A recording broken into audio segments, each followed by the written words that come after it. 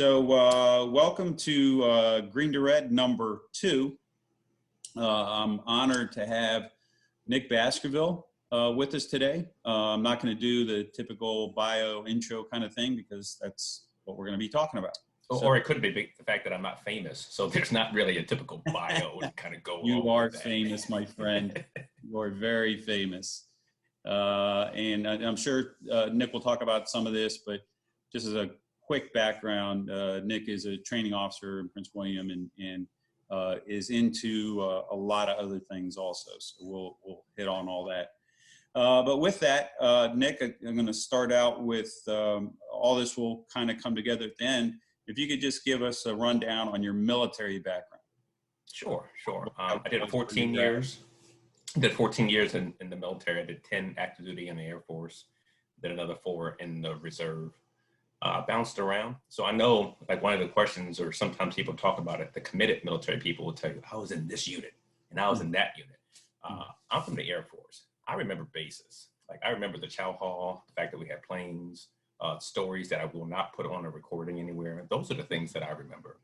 So, obviously after leaving basic training, I went to Japan, which was awesome because I was 18 in Japan with no bills. Good God, that was phenomenal. Nice. And that's also part of those stories I won't be recounting on a recorded device. And then I went to Colorado, and that was pretty awesome too. I was there at Schriever Air Force Base. It then got turned into Falcon Air Force Base. And I was on the all Air Force wrestling team while I was there. That's the whole reason why I wanted to go there, because they had that team there. Okay. And then from there, I went to Korea, and that was our deployment. Now, keep in mind, though, I'm in the Air Force. So when we say deployment, we mean like Osan Air Force Base. Like, I was like, oh, this is horrible. And then I went and visited Marines somewhere. I was like, oh, you know what? I'm going to shut my mouth and keep on walking. That's what I'm going to do. All good. Yeah. And then from there, I came over to here, which is Andrews Air Force Base. I live just outside of DC. So Andrews is in Maryland. And then that's when I was like, you know what? I've had all the fun that I can have for right now. What else is out there? And then when I got out, I went into the fire service, but then I was also in the reserves for a while, for about 4 years. And that's it. That's my military career. Sounds good. And then what was your rank when you got out? When I got out active duty, I was an E5. I was an E6 when I got out of the reserves. And what was your MOS? So again, we're in the Air Force, so we don't have MOSs. They just say jobs. Jobs. No, they were back when I was in, they were called like AFCS or something like that. So right. I was in information technology. It's called, the formal title is called Tech Control. So our job is to, if there's a communication problem that exists somewhere between here and Germany, my job would be to figure out where the problem is and help direct troubleshooting on the path. Gotcha. Good to go. And so that's the span of your military career, 14 years. Fire service wise, tell us about that. What organization you work for? How long have you been on? Volunteer experience? Anything that encapsulate your fire service career? Sure. So total time would be 20 years with career and volunteer put together. I started in '99 at Morningside Volunteer Fire Department, PG County. It's just outside of Andrews. And then shortly after that, 2003, I joined Prince William County Department of Fire and Rescue. So that's a total of, so that's 17 years being in the fire service and hanging out and just loving it. And then, so did you start volunteering off base? What got you engaged in that, or what did that look like for you to say, yeah, this fire service thing is where I want to go?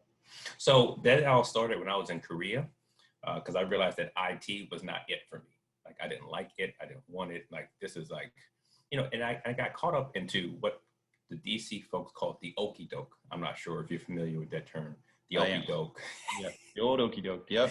Yeah, and I say that because I got out of my training specific for IT. I was like, man, I really hate this job. And they're like, no, wait. When you get to your next base, that's the real world. You'll like it. And so I got there, and I was like, man, I still really hate this job. No, wait. When you get to your next base, you really like it. So by the time I got to Korea, I was like, you suckers are not going to fool me again. but I didn't know what I wanted to do. I was teaching CPR, first aid, and a friend of mine saw that I was doing that, and he knew I was contemplating what I wanted to do when I get out. He's like, "Hey, you should consider being in the fire department." I was like, "Oh, really?" He's like, "Yeah, well, you do this stuff, but whatever you do, don't be an EMT." Well, I mean, why not? Well, EMTs get shot at. Well, it turns out he's from New York, so like everybody gets shot at. So it wasn't really credible. Right. So when I got over here to the DC area, I got to Andrews, and then I started looking for somewhere to volunteer, because one of the things they teach in the military is if you have an interest in something, like go kind of volunteer, try something, see if you even like it. Mm-hmm. And then I was hooked. I mean, I was hooked, and I knew I became a live-in for a while, and I realized that at 2 o'clock in the morning, going to go do this lift assist for someone that you've been like the third time that day, and I still loved it, and it was free. Yeah, right. I'm ready to go take the plunge and do this with a paycheck. So right. And if you could explain for somebody who maybe is considering that, because I'm with you. I did the same thing. My final handful of months before I got out, I took an EMT class. I started volunteering right off base. Same idea. Am I going to like this? Am I not going to like this? And so if you could explain what that live-in, what that means for somebody who doesn't have a background. Sure. So at the volunteer fire station, particularly in our area, in the DC area, not DC so much, but like in surrounding areas, in order to respond on the fire, on the emergency apparatus, you actually have to be at the station physically to actually go to the call. There's some other places where you respond from your home to there. That's not what we do here. So you can stop there like a few nights a week, or you can simply just live there. So you live there rent free, but in return, you're running calls and doing other things around. And I was a single guy, and I was like, I really want to, for me, I'm an all in type of person. Either I'm all the way into what I'm doing, or I want nothing of it. Mm-hmm. So I decided, if I'm serious about figuring out if this is what I want to do for a lifetime, let me just throw myself at it as much as I can. So I became a live-in. I took class after class after class. By the time in that 3-year period, I had firefighter 1 and 2. I had hazmat ops and technician. I had EVOC. I had DPO. I had instructor 1, officer 1. I had a bunch of stuff, because I needed to figure out, if I'm going to do this for 25, 30 years, I need to know that I'm capable and that I enjoy it. So that's what that living is. It means that instead of, I had my own apartment still, but 4 or 5 nights a week, I was at the station. Nice. And that, I think that's critical if somebody has the opportunity, because I was just talking to somebody from the Army who's getting ready to get out, and I said, hey, volunteer off base, and he's just not in a position to do that because of his job function. They're deployable, all these other things. So that's understood. But if you get a chance to even just get a taste of what it is, to, like you said, seal that deal, really make you understand. And I agree with you. Once you get that hooked, and those worst moments, quote unquote, that you're like, that most people would be like, this is a non-starter, and you're still all in, then that's really your sign. Yeah, I remember standing on top of a fire engine helping to rack hose when I was just a ride along. And they're like, man, I'm sorry you ruined your coat and your shoes. I was like, are you kidding me? This is awesome. Can I get more of this, please? Good stuff. And then did you have anything, family, was there any connection for you to the fire service before that? I mean, you talked about running into this one individual who was an EMT. Was that really the influence that got you going down that path? Well, yeah, that's what started. I wanted to get out the military. I was ready to do that. I didn't want anything to do with IT. So the question that came to me is, if I don't do this job that I've been trained to do for 8 years, what am I capable of doing? Again, so now that goes back to the volunteering somewhere and some sort of testing sort of thing. Where could I kind of find that? So when he talked about that, and I really liked teaching CPR and first aid, I was like, and then because I'm like in my early 20s at this time, like, sure, I'll try anything new. It's just me. There's no anything else like that.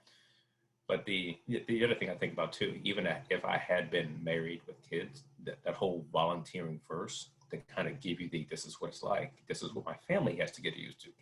Is my family okay with that sort of thing? You know, yeah. But I am first military. I'm first generation firefighter in my entire family. I am like third, fourth generation military person. Mm. My mom had no problem with me. Well, she had a little bit of problem with me saying I'm going to sign up to be in the military and, Mm. you know, I'll have a weapon and all that. But when I told her that I was going to be in the fire service, and she sounded calm, and then I get a call from my uncle like the next, hey, you okay?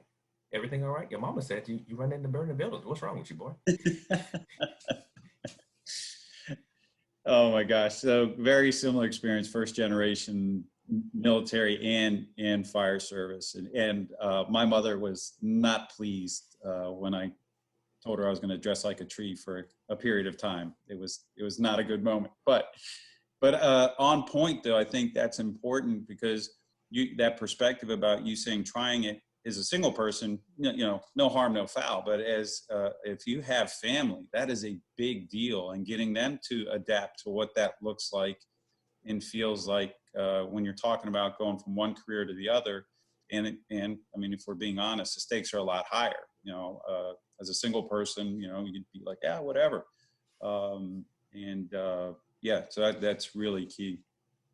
What would you say are some of the what's the overlap? What's the overlap between the military and the fire service, good or bad? I mean, from your perspective, and I get the Air Force joke thing, but no, I mean, break it down. I mean, what characteristics about the military in your life there helped you adapt to the fire service? Oh, yeah. To me, the biggest thing is just structure. If you spent more, if you've made it your typical 2 to 4 years in the military, there's a certain structure you're just used to. You know you're gonna have to be somewhere sometime. You're gonna know you're gonna have to do something to certain standards. You know that okay, there's when someone says jump, I need to jump, but then I'll figure out the whys and the hows and stuff later. Just that sort of structure and understanding there's a hierarchy and how to navigate all that. That was easy. And I guess what I think about is being a military brat first, a military dependent. We want to be PC. And then going into the military, then going into the fire service, like there was a certain structure of how to do, like no one had to tell me, hey, be there 30 minutes early. Right. I've been doing that for 10 to 14 years already, right? The physical fitness component. And that was an easy transition because I was still already in the habit of doing that sort of thing. The expectation that, hey, we're going to give you training for so long and then you need to test out of it, and it needs to be hands-on and also cognitive. Those were easy transitions. So there are a lot of things like that. There, for even coming from the Air Force, there is one thing that was an adjustment was like for me, and I still do this. I call people by their last names, like at work. Like there is that you're this person and that person, and then you might be my friend or whatever. But that's how I help to kind of keep things separated. Whereas in the fire service, did you see Bob? You mean Chief Holden? Is that what you're talking about? That's not my Bob. I definitely agree on that. I see that a lot. That just a little bit of friction, or it's like even people that I came up with that are now chiefs, or when I was a lieutenant, they were captain. That unless we were behind closed doors and talking about personal things, Yeah. the rank thing becomes a little bit of a friction point. But yeah, I think one of the biggest benefit, like from being in the military and then coming to the fire service, is you're used to operating under stress, pressure, time, and a structure. And everything else is teachable, right? You don't have to, even if you don't volunteer, you don't have to know how to the different parts of a fire hose, but you do need to know that you're going to get this information on Monday, and by Wednesday you need to be able to test on it, and by Friday you need to be able to pull the fire hose. Well, that's no different than a lot of the stuff we did in basic training or your job specific training or whatever it is that you did.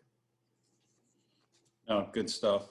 And then tell us a little bit about your department. You know, where are you at, size of the department, some of the things about the area that your department's in, and a little bit about where you're going. What are you doing now, and where are you heading in the fire service? Like you said, my department is Prince William County Department of Fire and Rescue. It's a combination system, fire and rescue system. So while I work in the career department, there's a number of other volunteer organizations that make up the whole system. In the career side, there are about 850 people total in the department. I want to say, and my numbers may be a bit dated, I think the number of people in the county is 350,000 or something like that. I can't remember. We're south of DC, 35 miles south. So if you get on 995 and you go past Fairfax, and the next county over is Prince William County, it'll take about an hour. Well, it took, like, during the pandemic, it took like 45 minutes to get to work. Now we're back up to an hour and a half, which is normal for a commute around here, right? The things about my department, we just, the career department just went to everyone in operations works 24-hour shifts. We didn't have that. We had some day work and stuff like that. So now if you're in the operations, you're working 24-hour shift. It's 56-hour work week. It's just the same thing you guys are working there in Fairfax. I'm in the office, so I work 40 or so hours. I say so because I'm in the office. I work in the training academy. I teach a lot of the classes I manage. So my hours tend to fluctuate as I'm helping to deliver classes, manage classes, and things like that. As far as directions and stuff like that, I'm a lieutenant in my department. I don't know if I mentioned that already. What I'm thinking about now is, what do I do in my current position to help improve the organization, and then also to make whoever comes after me and make it easy for them to be successful. Succession. Your current position? So I'm in. We have 3 different parts of our training academy. My current position, I'm one of the lieutenants in advanced training. So in advanced training, we take care of all the training classes that you do above and beyond what you'd see in your basic training. So the officer series, the instructor series, there's some homegrown leadership programs that we have. There's some other things for riding the seat, NFA classes. Mm-hmm. I think that just, ICS 300, 400s, stuff like that. So all the stuff that you need to be able to progress, you know, if you're going to go up in rank or do various other things. So I help to oversee that. And so what I think about is what's the best way to set up the department, or actually the whole fire and rescue system, because my classes are for career and volunteer. Mm-hmm. How do I help make succession possible? How do I offer enough classes? How do we do that in a pandemic? Right now, matter of fact, tonight we'll be teaching instructor 1, fire service instructor 1, where people learn how to teach other people. But tonight's component is online. Most of it has been online, other than like some of the presentation part when they have to do teaching. And so I have to think about next year and like what other classes or parts of classes fit that and what don't. And so that takes a skill set that's a bit different than just your typical, how do you put the fire out? It's also, how does adult learning happen? How do I make people successful? What do they need? And how do I kind of provide that? Gotcha. And so just to translate that to the military, just officer development training is what your focus is and what you're teaching. And I think it's important, you know, we could do a whole session on this alone, but I think it's important to highlight one of the things about the fire service is that not every organization is structured the same. And so the fact that your organization has invested in this type of training, there are actually a majority of fire departments in the country don't have that capability or have that capacity to do that. So the type of training you get and the opportunities you get will vary widely from fire department to fire department. It's nowhere near as homogenous as the military, you know, or even branch schools where you're going to have all the same services going to one particular school, and you know you can count on this training pipeline. It's very widely divergent, and that's something that I think is important for anybody who's looking at the fire service to take into account and really learn about the agency, the organization you're going to first, and compare and contrast, especially if you don't know the fire service beforehand. Yeah, and I'll tell you, particularly with our homegrown programs, you can see the influence of military life there. Probably about, I don't know, half or maybe less than half of the people who are in my department are ex-military. Mhm. And so like the homegrown programs where people come for a week or two, I mean, there's definitely a military vibe. Matter of fact, in one of them, we actually go to Quantico to go take a look at the museum and related to leadership. So you can see, there's that people from the military bringing that experience into the fire service and then using it for like, how can we shore up certain things in the fire service? Yeah, I think your point is really key. That those kind of skills, those leadership skills, that mindset is something that typically our military members bring to the table. We can teach the other stuff. So if there's somebody out there who's never been in a burning building or treated a gunshot victim or a heart attack or a sick kid or whatever, we can teach those skills. Right. It's the heart and character part that somebody from the military can bring to the table and really make a fairly good transition. So bottom line, Nick, why do you think the fire service is a good fit for somebody coming out of the military? Just like we said before, there's a structure that you've already worked through in the military that makes it, that's one less thing you have to do when you get here. Your focus here is just learning on the new stuff, but you don't have, I don't have to explain to the military person why they need to be at work 30 minutes early. They just do, right? I don't have to explain anything about why they need to work out. I don't have to explain, there's a number of things that just cut right through it, and it leaves the military person to focus on just learning the job. And that's a great place to be able to be, as opposed to, some people, they struggle in recruit school, and you see it to where not only are they learning this new job, they are learning this whole other idea of structure, organization, culture. And so military folks have an easier time with that transition. Sounds good. Quick shout out for any projects you're working on or things on the horizon for you, social media, some of the other things that you're doing. Sure. I guess probably folks can check me out at Storytelling on Purpose. One of the things that I think about is, particularly from an instructor standpoint, how do you do that better? And so one of the ways is telling stories. Unfortunately, people will tell the war stories, and at the end of like 30 minutes, you're like, I'm not even sure what that has to do with the burning building. Like, I don't get it. So what I think about is, what's the best way to structure stories? And stories actually have a structure: beginning, middle, end, exciting incident, the conflict resolution, and all that sort of things. And there's also ways to get into it, but also ways to relate it to what it is that you're teaching. And there's ways to cut it down. One of my favorite things doing right now is these different skills where you're telling a story in 90 seconds. And I think that's an awesome skill for an instructor, because really you really have about 90 seconds or so to be able to tell a story, to kick off a lesson, or to connect something or tie things better into people's minds. So you can follow me at Storytelling on Purpose. And then that's, I have a blog by that name, and also some other social media stuff that people can follow. All right, I'll put that in the description for the post. And Nick, thank you very much for your time. Greatly appreciate it. And as always, for those of you that are thinking about transitioning back out to the civilian world and want to look for something that's going to be rewarding and fulfilling, fire service is something that you should really consider. Reach out to us and we'll answer any questions you got.